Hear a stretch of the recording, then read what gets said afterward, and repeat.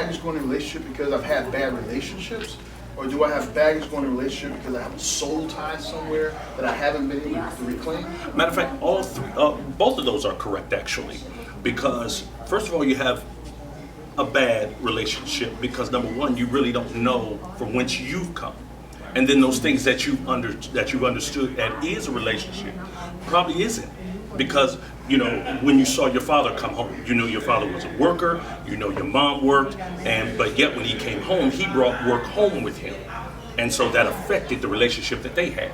And when you get things like that that affect relationships, that turns everything around. Also, once you get into a relationship, you got to remember those bad relationships that you've had, and you've had intimacy with those relationships, you collect things from that relationship. So you actually bring something else from that old relationship into the new relationship. So as I'm collecting notches on my belt and relational baggage, right? How can I unpack this before I go to another relationship? 'Cause I want her to have all of it. How do I unpack this?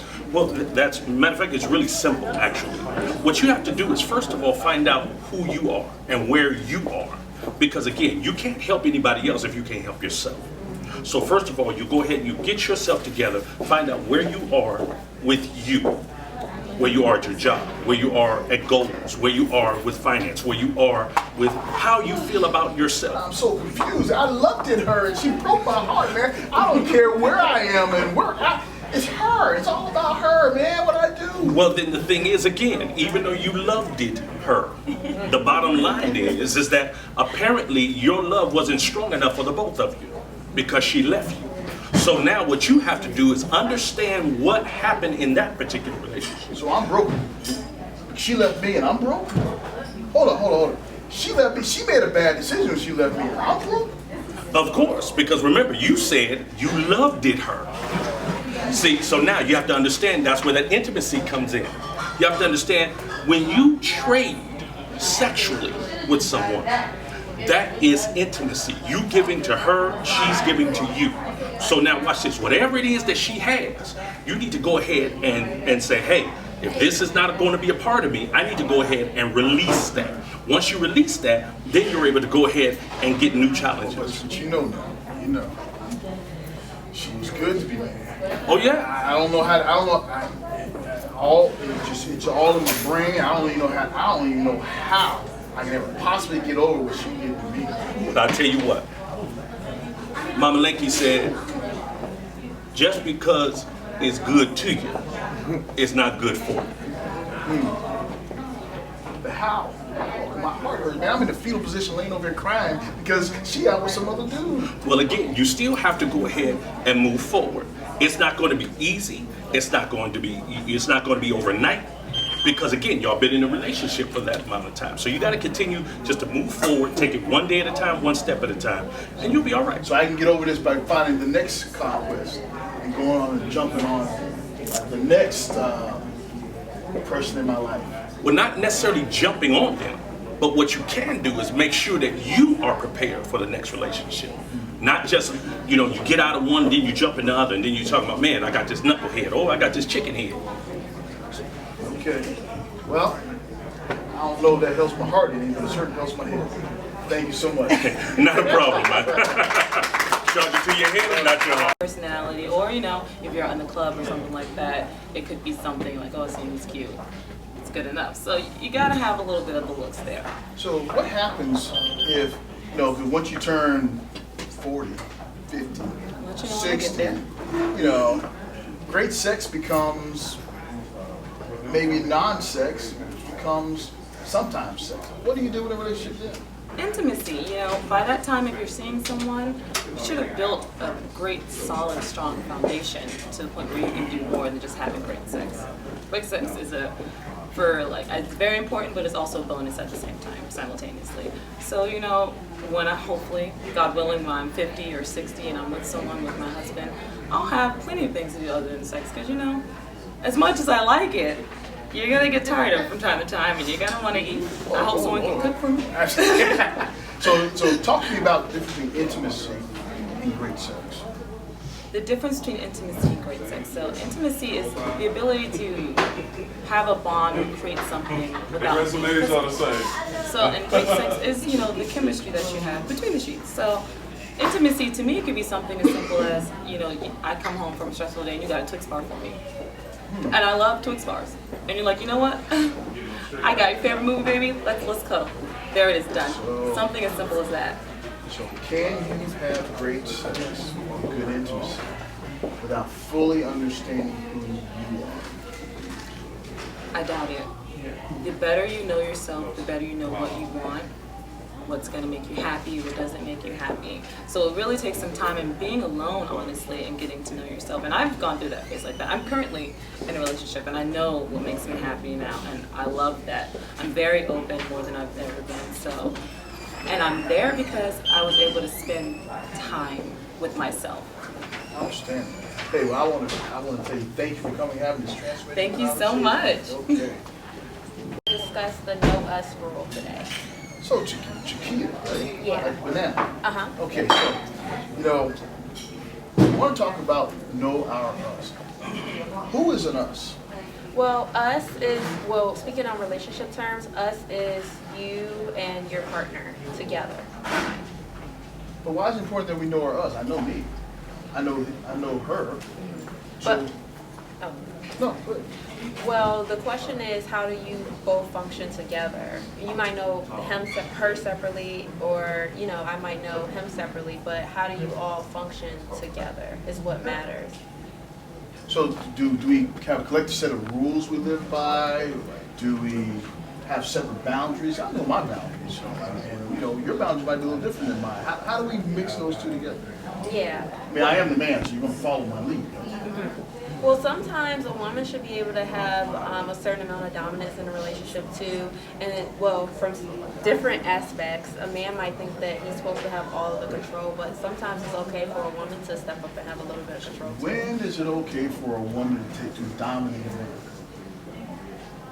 When it comes to different household issues, maybe it's okay for a woman to put her foot down about different rules, or certain stuff that might have happened in a previous relationship with that man.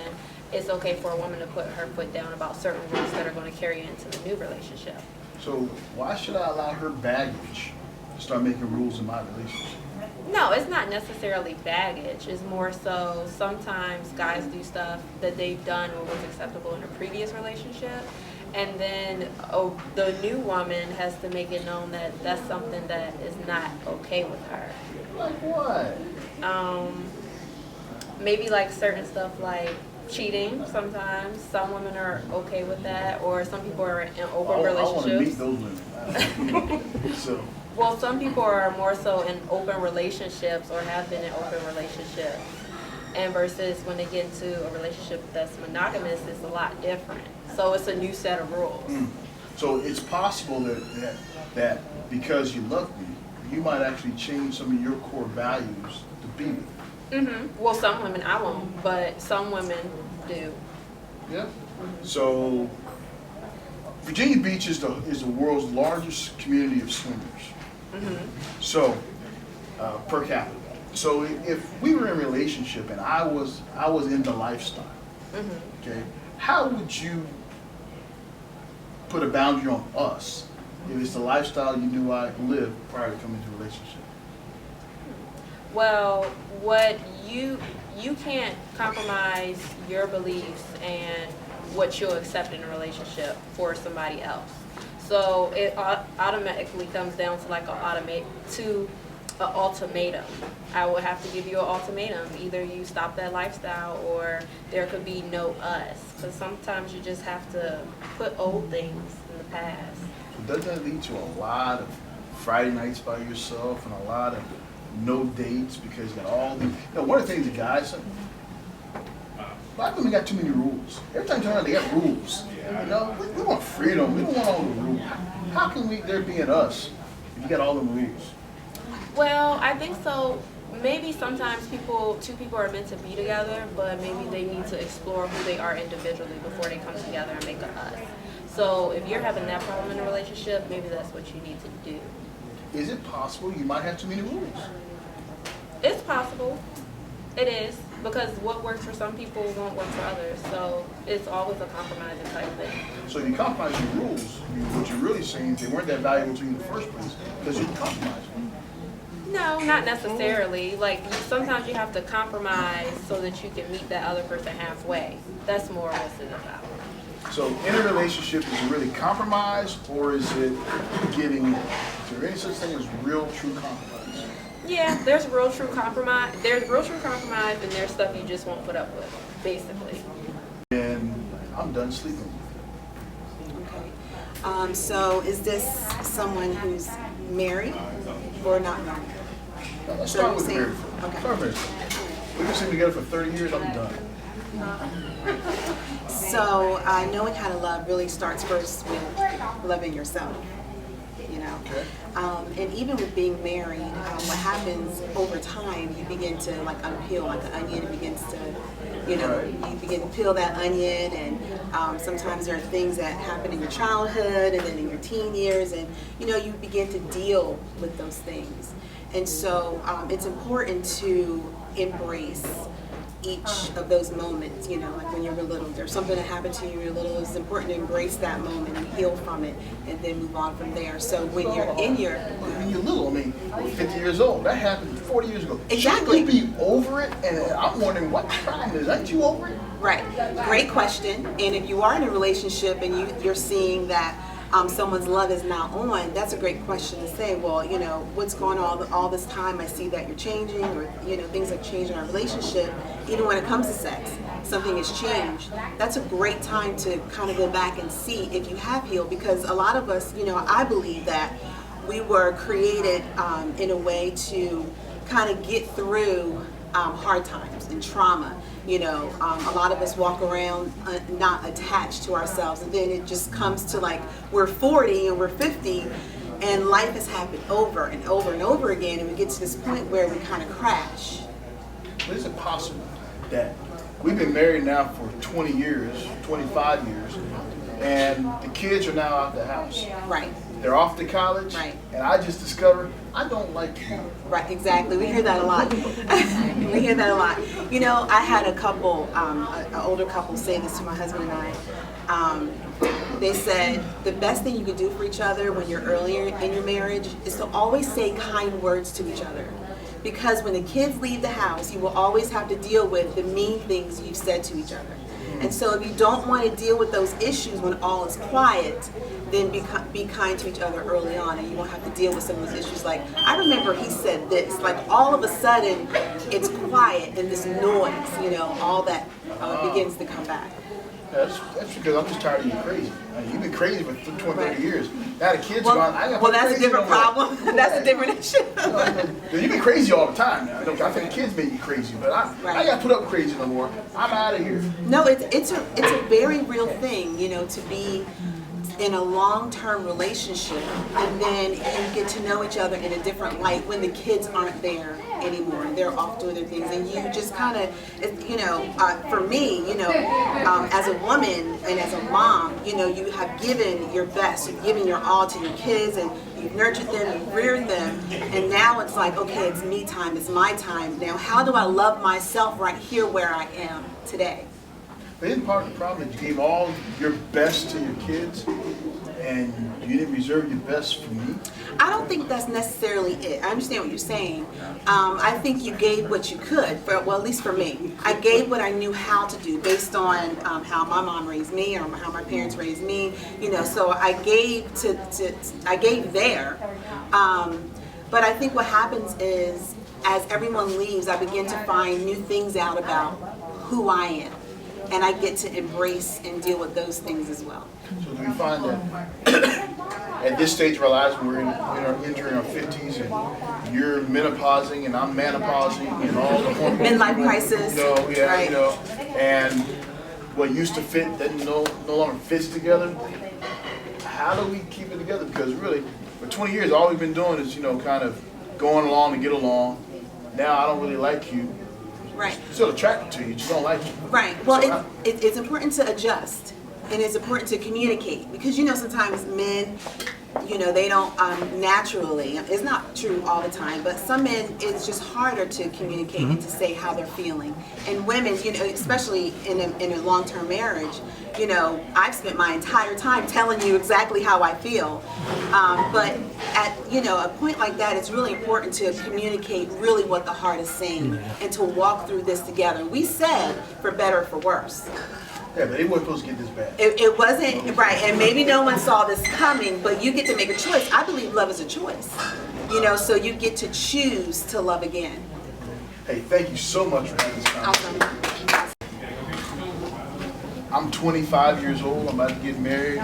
She loves me, but she wants to live a celibate marriage. Oh, well, no, you need to let her go. Let her go. Because, I mean, the part of marriage is you definitely need to consummate the marriage. But I love her. She has her own heart.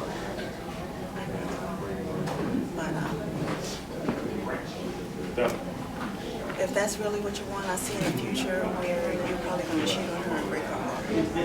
Maybe she's not even ready to get married because with marriage, you have sex with her. So, are you saying that only due to physical or medical reasons, that's the only reason to be celibate within the committed relationship? I'm not saying that's the only reason why, because it could be a choice. But in some relationships, I have to assume, I know a couple that is celibate, and they have never had sex, and they have been married for 15 years. But it's because of illness, and it's because he can't perform. And so because I love her, if the problem is me, should I require her to be celibate if I can't perform? I don't think that the problem is you, but I mean, but you mentioned you were 25 years old, Yeah. and you're very young, and I got a war injury, so Okay. came back to the storm. well, it all depends on what you're looking for.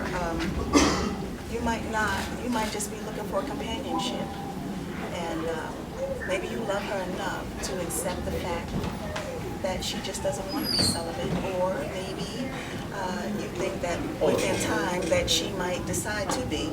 So, are you suggesting that it's possible that because I can't perform, she may actually marry me, be faithful to me, and be celibate just because she loves me? I've seen it, honestly, and it's a young couple, and just like you, he had an injury, and he's not able to perform. Now, they might do other things, but for the most part, he cannot perform. But she loves him. He's honest, he's faithful, he's truthful, he's down with her. They do everything together, they have everything in common. So what happens is it because the roles were reversed and you couldn't perform? I just expect you to give me the kitchen pass and understand that I love you, but I got needs. Not everyone is going to feel like that, and I'm sorry. It takes a certain type of individual to feel like that, and it could be anything. It could have been their past, what they've lived through. It could be health issues, like in your situation. You just really need to find somebody that will accept you. That's what it's all about. Next slide. Okay, great. Great. Well, thank you so much for having this transformational conversation. It's my pleasure, sir. Okay. Thank you. All right. Priority. After you marry me, the kids first? Yes. Wrong answer. No. Wrong answer. Right First answer. of all, okay. How can you, when the kids are going to leave at some juncture, I'm going to be there. How can they be the number one in front of me when you married me? Okay. Let me go ahead and specify that. Break it out. Okay, because you're talking about towards like the end of the relationship till death do us part. Oh, the marriage or is the end of the relationship. That's the Yeah, beginning you're of the talking relationship. about like the death part. Let's talk about like the beginning part or whatever. I'm going for the better and for the better and for richer and for richer. That part. Okay, now, there's different types of relationships. You have relationships that people don't have kids to start off with, or you have relationships where people have kids to start off with. Okay. But when it comes to the children are always going to come first. So what do you protect them from? You're protecting them from any kind of harm. You're protecting them from emotions. You're protecting them from the fights. You protect. I'm your man. Why are you protecting from me? We're protecting them from us. Us. Yes, the thing is that kids do not need to sit here and see any kind of instability going on in the household. A lot of relationships going on right now is that the adults don't understand is that what is going on between us is actually affecting them. Too many couples are sitting here talking about how, oh my gosh, we're going to sit here and stick together for the kids. They don't understand that if we can't stand each other, basically we're hurting the kids. So, if you're dating, do I have a responsibility to your kids for anything? The thing is, if you're dating me, you're dating my kids. I didn't date your kids. I didn't do that. Okay, if I tell you I have kids, and the thing is that if you're expecting to date me, eventually you're gonna sit here and expect to sit here and meet my kids. How long before I have to meet the kids? Because I ain't trying to take the kids out to McDonald's. I ain't trying to take them out to Burger King right now. I'm trying to get to know you. I'm not trying to get to know you kids because, at some point I'm not even like them. Then you're not my type. No, I mean, I gotta find out if I like you first before I decide I don't like your kids. Okay, so on day one, if we're sitting here dating and I tell you I have kids, what's your response? Okay. What's Okay. that got to do with me? What's that got to do with you? On a first date, your kids ain't got nothing to do with it. So your response is, okay, what's that got to do with you? Yeah, right now. Date over. Why? Why? Okay, what's that got to do with you? Wrong answer. First of all, You're your not my kids- type. Your kids should not even know I even exist. Oh no, my kids wouldn't know you exist, but the thing is that if you want to get to know me, the thing is that that's my way of getting to know you. Because if I sit here and say, I have children, how do you feel about that? Your response shouldn't be, okay, what's that got to do with me? What should it be? Oh, I'm so happy you got kids. I got kids too. Okay, fine, you got kids. Now, let's get back to adult business. We're talking about the rule of how to guard your kids. Yeah, so guarding your kids, first rule of guarding your kids is don't make sure kids don't know nothing about me until you and I are in a semi-permanent, monogamous, long-term relationship. I just Otherwise- want this conversation to start about talking about I'm your husband and the kids are going off to college. Okay, so if I'm your husband, you shouldn't be protecting kids at all. Actually, Because the thing is that the kids don't need us. The kids come first. see, if the kids need us, they come first for us. But in our relationship, I gotta come before the kids. Even if you brought kids into the relationship, if we're gonna be married, I come before the kids. You come before my kids because we married. That's the covenant relationship, not the kids. That's the covenant relationship. It's a stewardship relationship. Really? Really? Really? Okay, so let's put this example out here. Let's say that you travel for your job. Okay. Okay, and we have children. Now, instead of you sitting here wanting to travel, make that good money to take care of your home, we have a new house, we have 3 kids. You want to sit here and you want to be with your wife, watch your wife, you want to sit here and take care of your wife, you want to wait on her hand and foot. Absolutely. Okay, but the thing is that now bills are getting piled up. Your wife is not able to work because maybe she is disabled or something. But the thing is She that got more babies. no, she doesn't have more babies. Is that she can't work at that moment. Okay. But the only way to go ahead and for you to afford to help take care of that family is for you to go back on that road. Okay. But the thing is that you're so much in love with the wife because you put the wife first. You're not sitting here thinking about the overall family. You're not thinking about the kids. Oh, so if I love my wife like that, I'm going to make sure she's provided. So if I got to go hit the road, I'm going to go hit the road. The bottom line is, that's about her. They ain't about my kids. Because you know what?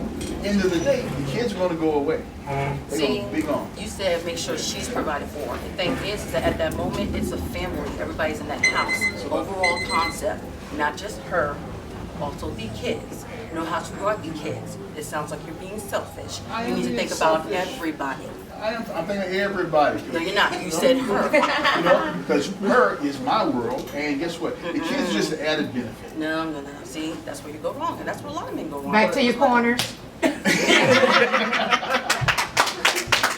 Don't know themselves. Yes. Here's what I want to know.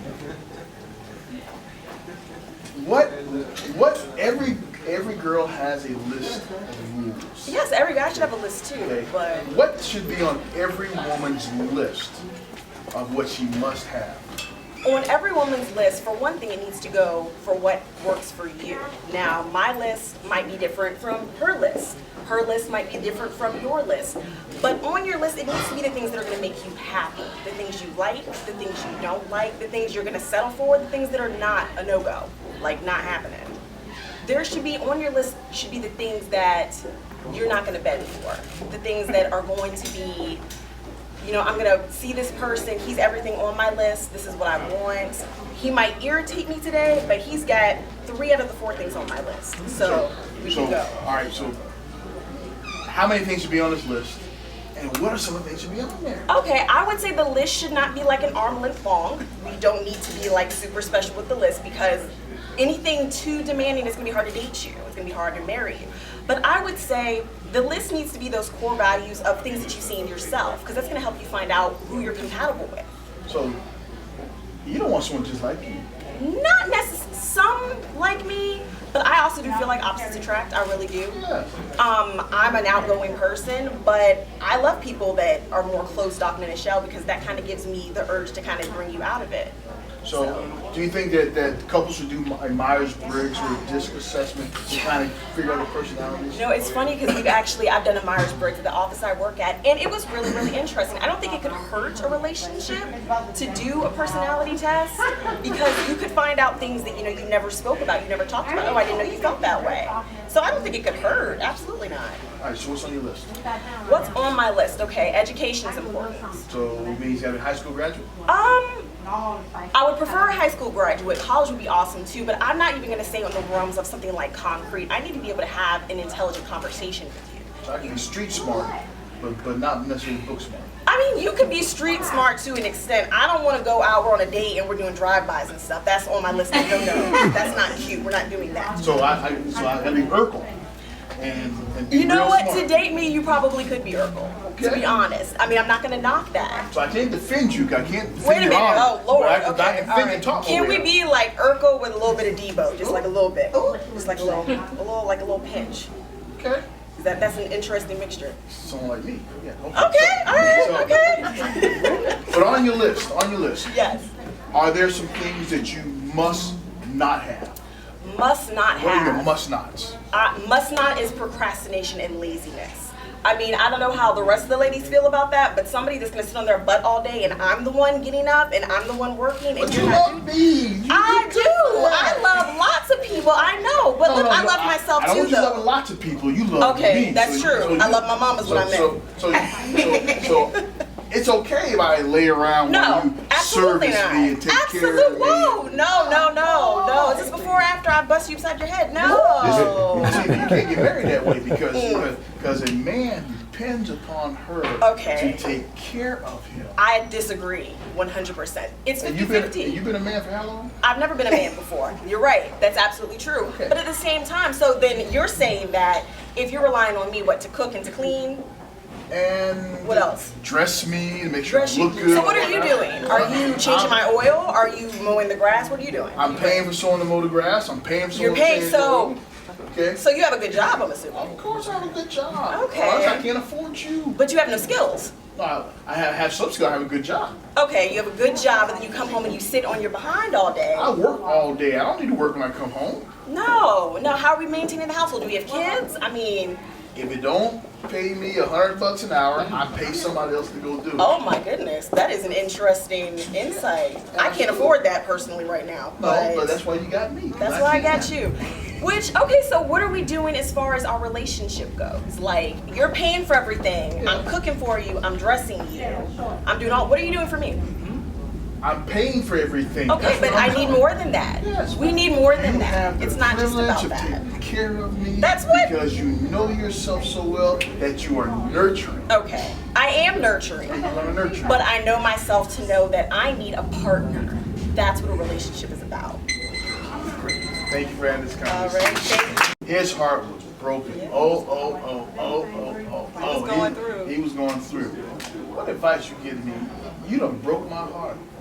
How do I bounce back when you're broken? Wait a minute, I broke your heart and you want me to give you advice? Yeah, you broke it. I don't think I'm the best person to tell you about that. I mean, I can be a friend. I can't be the girl that broke your heart and give you advice on how to move on. But you can't be a friend because guys don't have girls as friends. Yes, they do. No, we have potential. We ain't got friends. Y'all got friends. No. So, advice on how to move on. For me, distance is key for moving on. Like, you gotta separate yourself from that person completely. Is that like maybe 2 car links behind her? She's driving around town. I'm talking about like you need to move to another city. I can't You need to afford do- to move. Oh. The girl we lived together. She broke my heart. Now She took half the stuff and moved next door. I can't go anywhere. How do I get in your knees? Well, they say time heals all. I don't believe that, but that's what they say. No, I don't. So you mean to tell me I'm going to be pining after this woman for the next 50 years? No, pray, go to church, get your nice little room. If I was praying and going to church, she wouldn't have left me. Oh, that's why she left you? No, I'm praying hard. She still left me. I went to church every Sunday. We weren't doing the right thing. We weren't married. But Right. she still left me. And my heart is broken. I don't know what to do because it ain't very manly to sitting there at work crying and stuff. I don't know what I need to do. Well, you said you had potentials, so why don't you go talk to some of them? Because they just will take care of my right now desires, but they ain't long. The reason they potentials, because they bench warmers. They were never meant to be a star player. I need somebody to be a star player. Okay, well, I'm a writer, so maybe you could try writing. I hate you so much right now. It's how you feel. It's how you feel. Writing for me is therapy. You know, I write poetry all the time, every day. In my car, I know it's terrible. I be driving, have to write down whatever thoughts come to mind. But for me, getting over a relationship, distance, and definitely writing is the way for me. So I can only advise you on things that I know that works for me. But Christmas is around the corner. Yeah. I've been planning all whole year for what I'm gonna do for Christmas. You know, what do they normally do at Christmas time? They go and spend time with family. My family loved this girl. They don't think something wrong. They don't think that I did something. Well, that's what communicate. You have to communicate and let people know around you how you feel, what you're going through, and they'll see that, you know, obviously you're affected by the relationship ending, and they should be able to help you to hopefully not bring her name up and all that kind of stuff to be able to move on. And you know that sister of mine is gonna make sure she brings that girl's name up every time she gets. What happened to her? What happened to her? What you do? But those are the family members that you ignore. And if you can't ignore it, then that's a conversation that you have. Maybe you need to talk about it. How do I start over? What can I do? I'll never ever be in love again. It's difficult. And like I said, if you have a strong relationship with God for one, then Well, if he loved me, he wouldn't let this happen. Oh no, no, no. If he loved me, he would not. Oh, no. He would have made her stick to me through all of my You garbage can't because he put loved God's me. name on none of that. Why? Because you said that y'all were wrong. You weren't, you know, if you didn't have that relationship with God. We before weren't you got all the together. way wrong. We were just wrong a little bit. You're either wrong or you're right. There ain't no little bit, ain't no in between. So now you telling me now the guy that robbed me of my relationship. But now God he didn't look- rob you. There were choices that you made, there were choices that she made. God had nothing to do with that. I hear you. My heart's still broken. And it'll be okay. But I thank you for the conversation. Thank you. Thank you. Not if I'm not comfortable with this. So basically, if you want to have this type of sex, you guys need to sit down and discuss what type of sex you want to have. If it's going to be rough sex, explain what rough sex is. If we're going to bring in sex toys, what sex toys are we going to bring in? Am I comfortable with them? Why or why not? That takes all the spontaneity out of it. That's not I true. want to just reach around and just grab something and say, "Ooh, guess what? Guess what I got?" You have to know your partner. Some people you can't spring things on. You have to know the person's personality. Like my personality, for the most part, you can almost spring almost anything on me as long as we're not bringing other people in our situation. Oh man. So if we're going to really keep it hot, are there any boundaries to keeping it hot other than things that are you know, medically impossible? Are there any boundaries? Well, you have to discuss what you're open to. Like, for instance, I would be open to spankings, I would be open to bondage, but everybody's not open to that. I would be open to vibrators and things of that nature and a little bit further. But like I said, if you're going to be sexually involved with someone and you're in a relationship with them, you have to have great communication. You have to discuss everything. Like, you have to discuss like your plans if you want to get married, et cetera, et cetera. But when it comes to sex, you have to be open too. You can't be shy, you can't be timid. You just have to say what you want to do and what you won't do. So when we plan our safe word, right? Should safe word be something that is a normal word, or is it? How do we plan good safe words so we don't accidentally say safe? We don't want to be safe. Well, you have to discuss the word that that you both are going to remember. Like it could be something like pickles. Like if it's going like way left and you're not enjoying it, you could say pickles. That'll make you stop immediately. Okay. Now, so, but there are different levels of this. I mean, there's a safe word, like absolutely not. Then there's another, what's it called, warm word that you're getting a little uncomfortable, but you're okay. Right.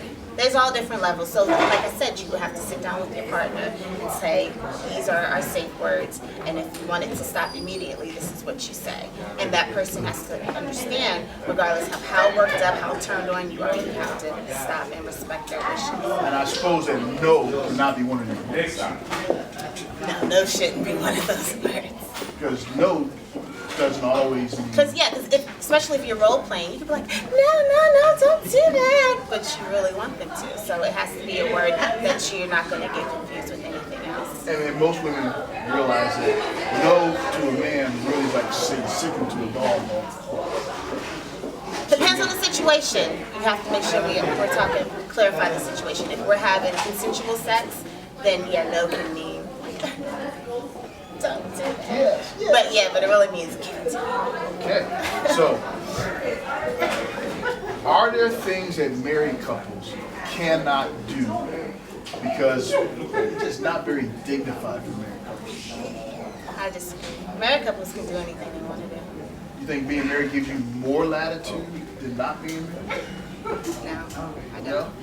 But I think when you're married, especially depending how long you've been married for, you have to be open to do other things that are hot and spicy. But there's no limit to what anyone can do, as long as you two are comfortable. All right. Hot. Thank you so much. Yeah. Years. Yeah. Why did you bring all this baggage to this relationship? Listen, it goes back to Adam and Eve, you know? I mean, the first baggage was whatever they made the fig leaf out of, you know? Whatever your experiences are what you're going to bring to this relationship. And so I'm going to bring my baggage. It could be hefty baggage, it could be Louis Vuitton, it could be Target Red Card Special.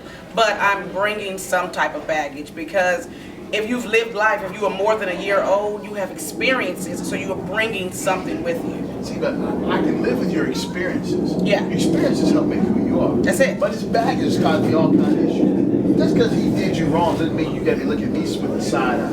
Yeah, but see, here's the thing though. Just because I have baggage doesn't necessarily mean that I look at you as my trash man and I want to throw my baggage on you. You know, because you come with baggage too. You know, you don't want to give me money because the girls before, they stole your money and they had thought behavior. Give me money. You know, I'm just saying, yeah. And all I'm saying is that your baggage causes me all kinds of issues because if I'm going to love you, I'm going to love you in spite of all that, but you make it hard because you be dragging that baggage, man. You drag that baggage the last 20, 30 years. Well, you know, well, first of all, I just like to say that I haven't been having it for 20 or 30 years. I'm not that old, but that's first. I just feel like that's all right, girlfriend. Everybody has baggage because we all have negative experiences. Am I right? We all have adverse experiences and we have positive ones. But if you are the guy that you say that you are, what you're going to do is help me figure out where to put this baggage. You know, I'm going to be like that bag lady Erykah Badu talked about, and I'm going to figure out where to drop my bags and let them go if you are the guy to help me with that. So how can I be the guy to help you figure out where to drop your bags if you haven't?